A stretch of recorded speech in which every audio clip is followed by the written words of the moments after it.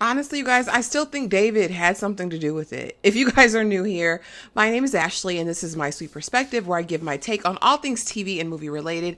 Back to talk about Expats, episode 4, Mainland. And you guys, some revelations this episode. Also, I guess something that's keeping hope alive, right? So this is filled with spoilers. If you haven't watched the episode, which you should have, because I'm very late in getting this out. But if you have not watched it, click off because there will be many spoilers ahead. Because as you all know, spoilers are what I do in every video. So anyway, let's get right into it. And we had some visitors, okay, this episode. And as y'all know, I typically try to do character by character since we just kind of have 3 main characters in the show. And let's start with Hillary Chow, aka Harpreet. Because Hillary says, why we change our name? To be more palatable. I really didn't like that. I don't like that, Hillary, but I don't like you, Hillary. So there's that. But I think we get more depth and more, information about why Hillary, aka Harpreet, is the way that she is, right? Because we meet her mother. The mother. Okay. So she comes into town, which kind of seems, I guess, as a surprise to Hillary. I don't know if it's because Hillary had all these other things going on, or if it was just a pop-up, you know what I mean? But she's there. And immediately she starts in on Hillary. Like, Hillary, where's your husband? Why aren't you got no kids? You're only going to be pretty for so long. And then you'll wake up looking like this. I never intended to look like this. And so it seems, the whole episode, she's following behind, or Brenda, her mother, following behind Hillary, kind of picking her apart, and it's kind of that overbearing mother trope, you know what I mean, where the daughter can never do anything good enough to meet her standards. And so again, we kind of understand, I think, maybe the reason why Hillary is obsessed with appearances and being accepted into society the way that she comes across or has come across in these previous episodes. Yeah. That's what it gave to me. So during the visit, they actually get trapped in the elevator. The elevator breaks down while Brenda and Hillary, and I know Hillary was like, oh my gosh, I can't even exit or go to the other side of the apartment. And I'm stuck with her. And they are accompanied by one of their neighbors, one of Hillary's neighbors, Tilda. Now, Tilda is new to me. The first time I'd seen her in the series.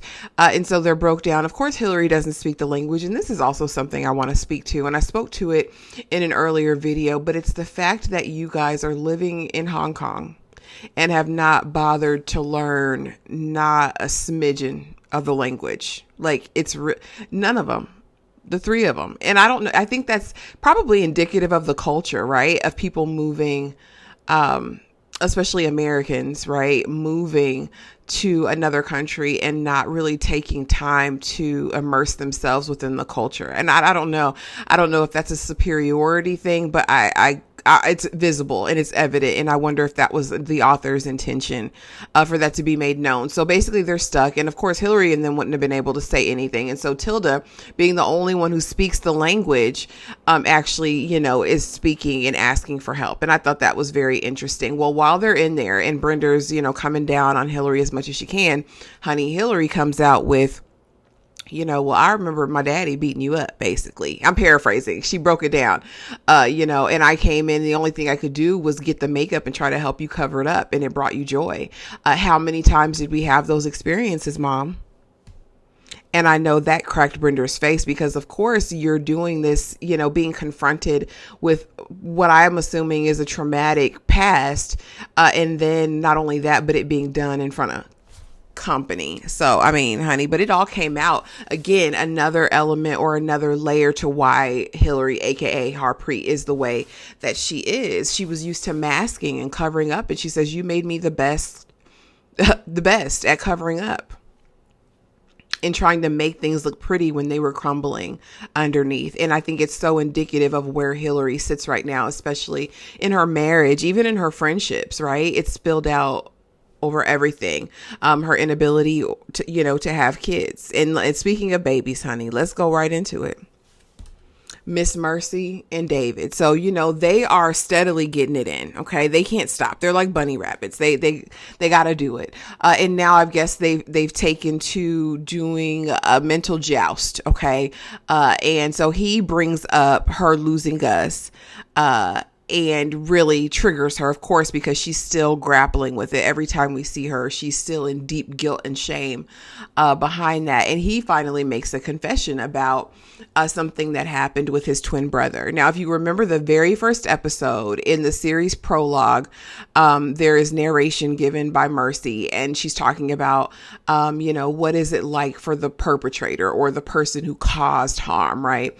And one of the examples was a twin brother. They were horse playing and the other brother gets paralyzed. Well, apparently that's David's story. And his twin was paralyzed when they were roughhousing, and it was, his fault. And so he kind of took that on. Meanwhile, Mercy is sick to her stomach. Okay. And he's like, what, you were partying, you're hungover. And she's like, no, this is not normal. Okay. Because she's giving it up in the bathroom, giving it all the way up. And she's like, are you sure that you're the one not able to have babies? And he's like, oh no, I'm freaking out. So he goes and gets all the pregnancy tests to bring him back. And sure enough, Mercy's about to have a baby. And I don't know how he feels about it. I don't know if he feels elated because surely he wanted children.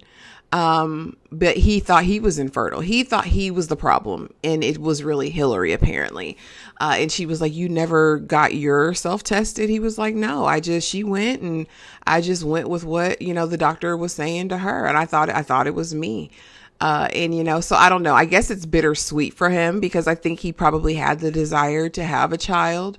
But under these circumstances, I don't know what that's going to look like. We know it's going to elicit way more drama than either of them are probably wanting to. I'm interested if it's all going to come to a head and Hillary finds out that it's Mercy or Margaret finds out that it's Mercy. I'm interested to see how that's going to all play out. But honey, yeah, they're having a baby, Mercy and David, child. Now, probably what you've been waiting for, because this was kind of the big, I guess, peak of the episode, and that is, finding out if this body in Shenzhen is actually Gus, right? And so Clark and Margaret, because Margaret doesn't follow instructions, she wasn't waiting until morning, she needed to go there immediately, and they get there, and they're kind of having this back and forth. And I think in this moment, we really understand how disconnected Margaret has been, not only from Clark, but from her other children, right? She's been in this place of really obsessing about the loss of Gus, where he could possibly be, holding this staunch position that they're never going to leave Hong Kong until they find him. Right. And in a way, I get it. Right. In a way, I understand. I empathize, right, about, the loss of a child and it not being really cleared out. Right. You don't have a body. We don't know. The unknown, I think, is what keeps her perpetually in that place. But when you have other babies, it's like you have to, there's got to be a way, to try to deal with that. And so finding out that Clark is the confidant of the children, tell mom I'm sorry, is what Daisy says to him. And he's up to date on all of their activities, their games, who they are as people. And she's just so, in her world. And so they're sitting there waiting. And of course, they don't speak the language, so they can't really communicate effectively with the staff there at the morgue. And so they're waiting. Finally, in the morning, they get called back to see the young baby who is under the sheet. And they get there and immediately we're like, what? Is it him? Is it him? Is it him? And she bursts into laughter before we know anything. And I'm like, Margaret. And Clark is looking at her like, and she's laughing and he's breaking down in tears. Like, and I'm like, oh my gosh, is it him? And so she finally says, it's not Gus. And I think she felt in that moment vindicated. Like, we're here for a reason. I knew it wasn't him. I knew it wasn't there. My baby's still out there somewhere. So I think it gave her hope. But I think it broke Clark the more. I think not only was it the fact that there's this other little baby there, but it's really just the trauma of it all. I'm sure he was envisioning Gus as that boy. And so it was tragic and heartbreaking all the way around. I mean, but still, I guess we're hopeful, right? That Gus is still alive, but if so, where is he? I also thought it was interesting how Clark makes it plain, Gus looks like me. Gus doesn't look like you. If Gus had looked like you, this wouldn't be our story. This wouldn't be the situation. This wouldn't be our narrative. And I think that was eye-opening. Maybe for Margaret, maybe not, because she plays her hand, her cards are so close to the chest. I never really know where she's at mentally. But you guys, that was the episode. Expats, episode 4, mainland, and tomorrow we will get episode 5, and I'm going to try to get my review of episode 5 out as soon as feasible. Okay. I have a half day, honey, at my 9 to 5 tomorrow. So there's a good chance that I'll be able to get that done super early. But as always, if you guys are still here, thank you so much for watching. Please be sure to like, comment, and subscribe, and I will see y'all in the next video.